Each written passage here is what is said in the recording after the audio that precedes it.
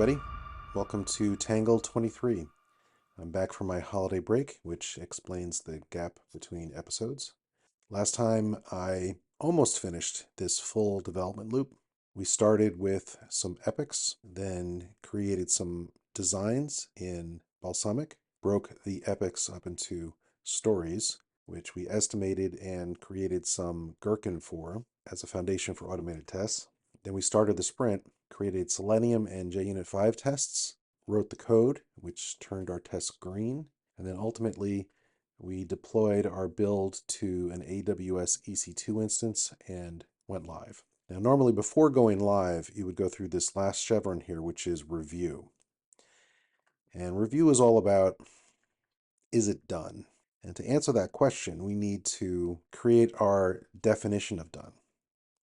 So this is the counterpart to the definition of ready that we talked about earlier.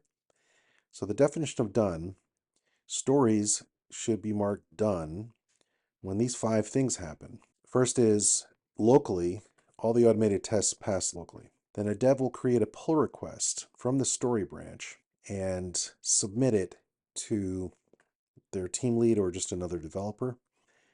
Pull request gets reviewed and merged into the combined epic branch. This is the branch that has all the stories for that epic. Committing to a new branch will cause the CI/CD system to automatically do a new build and deploy to a test environment. We will get into setting all this up later, where it'll do the automated tests once again on its own. When all the tests pass here, then the team leads review the functionality manually on the test environment, and if they're satisfied, they click done on the story. Once all the stories within an epic are complete, the team leads will merge the epic branch into the main branch, where the CI/CD system will deploy to a staging environment, yet again running the automated tests. And then the product leads, we'll talk about the difference between the product leads and the team leads in a little bit. They'll review the functionality on the staging environment, and if they say, yes, it's good, then they deploy the main branch to the production environment with a feature flag turned off. Feature flag is just a toggle that says, use this feature, don't use this feature. So, and then at some point in the future, you can decide to turn on the feature flag. But from a development standpoint, we're done here. So the epic is done, it's marked done, and then you can move on. Okay, so I mentioned the team leads and the product leads. So let's go into a little bit more detail about what that means. Here's a diagram that I made that describes what I call the delivery cadence.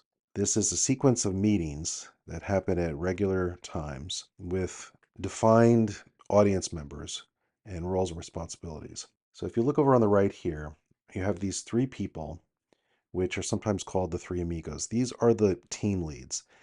There is no one team leader. There's 3 people who have different ways of looking at the project, working together as one. So the product owner is someone who looks at the business needs, makes sure that what's being built is helping customers. Scrum Master keeps the train running on time, runs the board, and does more of the management tasks. And then the tech lead oversees the developer, usually is also a developer themselves, is in charge of making sure that the technical needs of the team are met and that standards are kept. One level up from them is these so-called Uber Amigos, which is the product manager who does the same thing as the product owner, delivery manager, same thing as the scrum master, and solution architect, same thing as the tech lead. But these people tend to be more experienced and they oversee multiple teams. So they might work with several product owners, scrum masters, and tech leads. Up here, you have the stakeholders. So these are the business stakeholders. Sometimes it includes customers.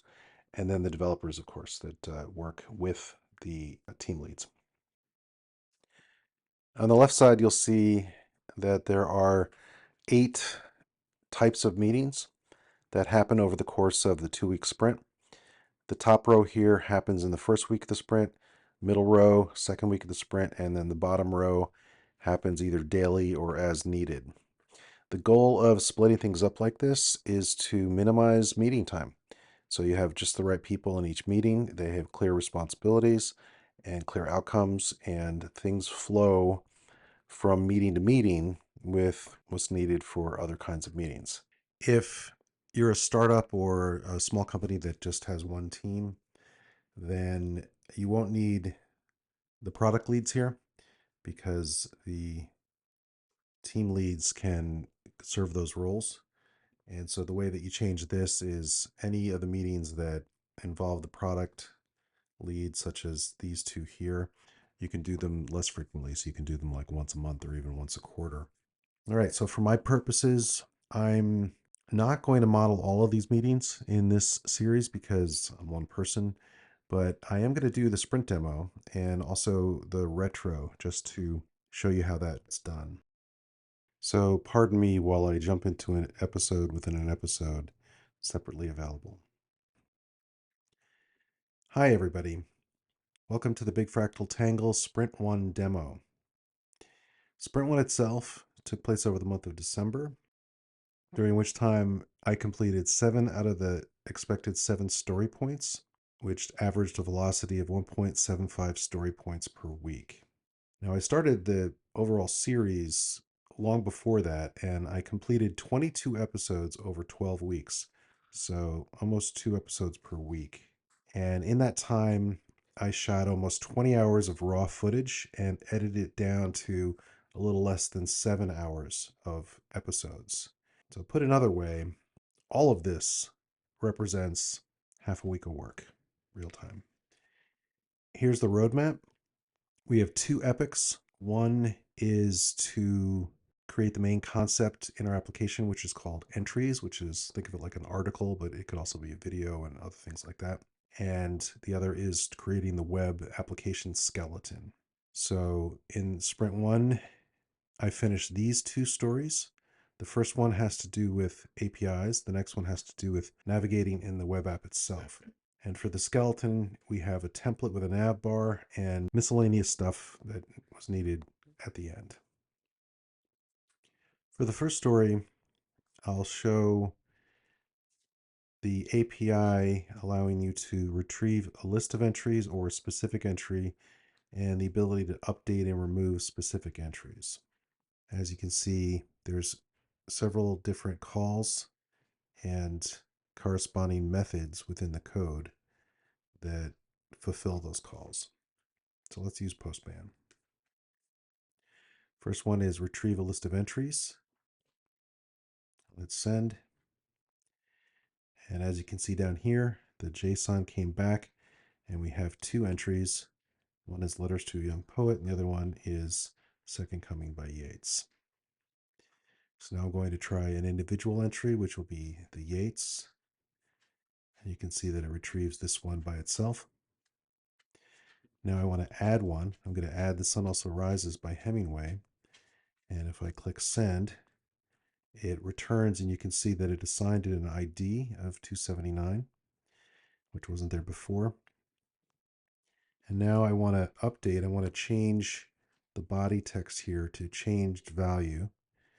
And I'm going to put in the ID that I just got. And it returned, but let's make sure that that's really true. I'm going to go back to the call that I already did up here and change the key and retrieve it and verify that the body is in fact changed value. So I don't really want that book, so I'm going to delete it and nothing comes back, but I can verify if I look at the entry list that we only have the original 2. I can also do a recent entry list, which returns the last 5. Since there's only 2, it shows these 2. And then there's also previous entry and next entry. So the previous entry to Yeats is Rilke. And you can see that the key for Rilke comes back. And the next entry for Rilke is Yeats. So the API is working. The next story is the app template with the nav bar.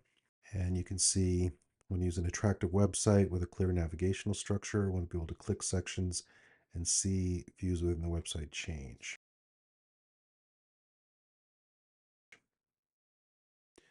So I'm going to pull up the website.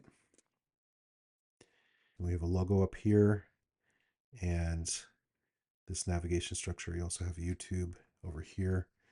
So if I click About, Episodes, click this to go back to the home page, and then at the bottom we have a footer with links to various social sites and so forth. This website is responsive, so if you make it smaller, it mostly works. I think the YouTube button could use some help, but otherwise it bends around pretty nicely. So the app template works. Next story is display and navigation and listing of entries.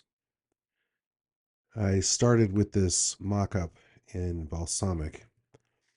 As you can see, there's a previous and a next, a sidebar, and a content area. And this is what it looks like now. There's the previous, the next, and the sidebar and the content area. So let's look at it live. So click on any of these thumbnails, and I can do previous, next. And if I do previous on the first one, it goes back to this. And if I do next on the last one, it also goes back to that.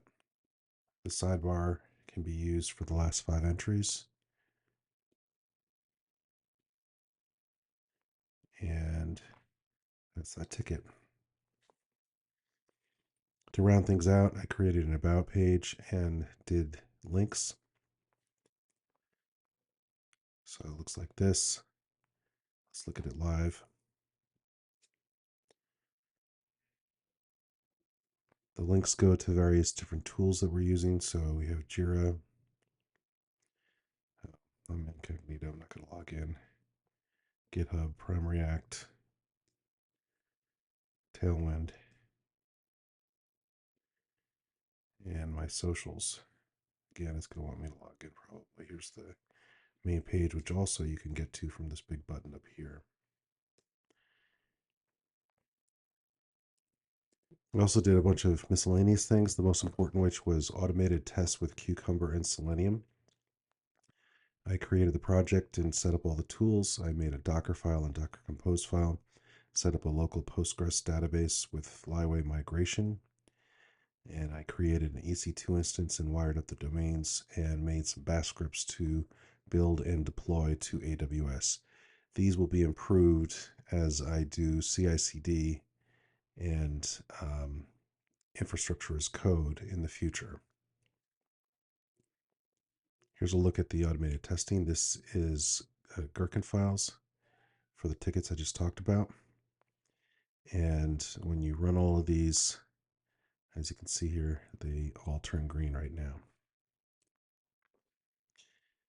Coming up, the main things we're going to do in Sprint 2 have to do with categories. So all entries will have a category, and you'll be able to navigate by categories. They'll also have comments, which users can leave, and tags for organizing in a different way than categories, more loose way. And I'll also tackle authentication and sign up and log in. So thanks for listening, and see you in Sprint 2. All right, now that we're done with the demo, we get to close the sprint out. So I'm going to go to my Jira board, because it says Sprint 1, and we have the tickets over here, and I'm going to click the big Complete Sprint button. And it brings me back to the backlog where we have an empty Sprint 2 sitting here. Let's change the dates. My time is a little bit different because I'm only doing 20-minute episodes every 2 days. So before we jump into sprint planning, let's do what's called a retrospective, which is a ceremony that teams do on a regular basis to to discuss what went well, what could be better, and making plans as a team. It's a really, really good agile ceremony. You can do retrospectives within Jira itself. Actually, it uses Confluence, but it connects the two. But I like tools that are a little bit more live. So let's just Google, because there's a ton of these tools. It's easy to make them. All right, let's use the top one here because I'm thinking about making my own retro tool as part of this course. If they can get away with charging people $25 a month per team, then this must be a fairly good one. So let's just quickly register and use a free account.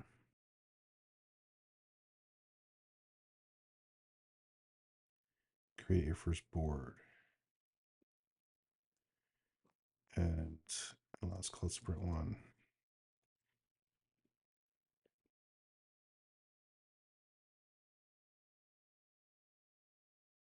So this looks like a very basic retro board.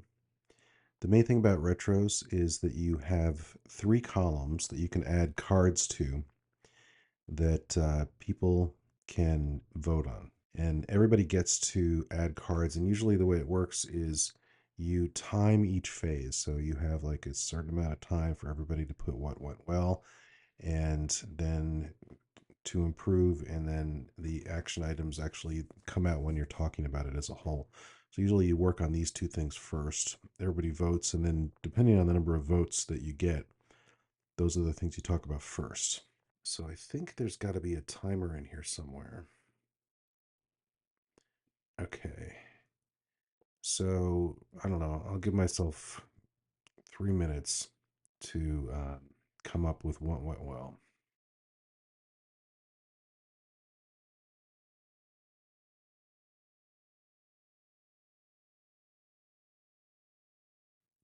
Okay. I don't really need all the time. Skip to the to improve section here.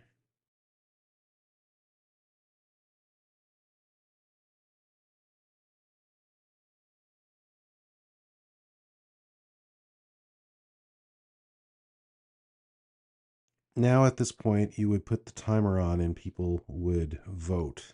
Usually you'd have the whole team logged into their own accounts and they're adding their own cards. So you just click the things that you think are oh look, you can add multiple votes for yourself. That's fun. Oh, I guess you only have so many votes that you can give. That's fun. 5 remaining votes. I see. So that way you can't just go crazy. And then over here, anyway, so then at this point, the Scrum Master would start talking about the things that are the most highly voted. I'm not sure why this is not. Here we go, sort by votes. So what went well?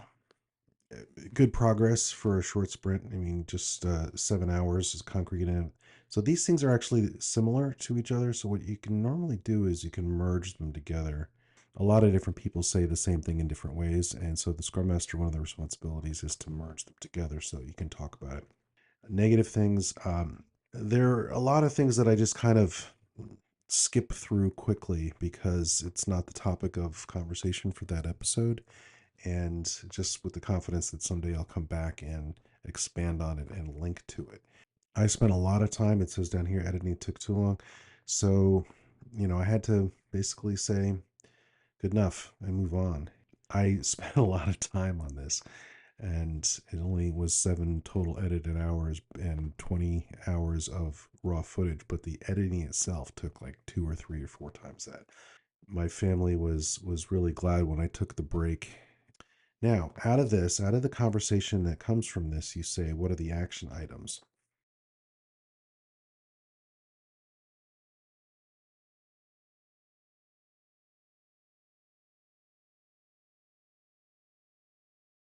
So this is good enough for our purposes here. Retro is a really good team bonding ceremony. The key is to encourage people to be open, keep things kind and productive. All right, that's enough for this episode. I'll see you in the next one.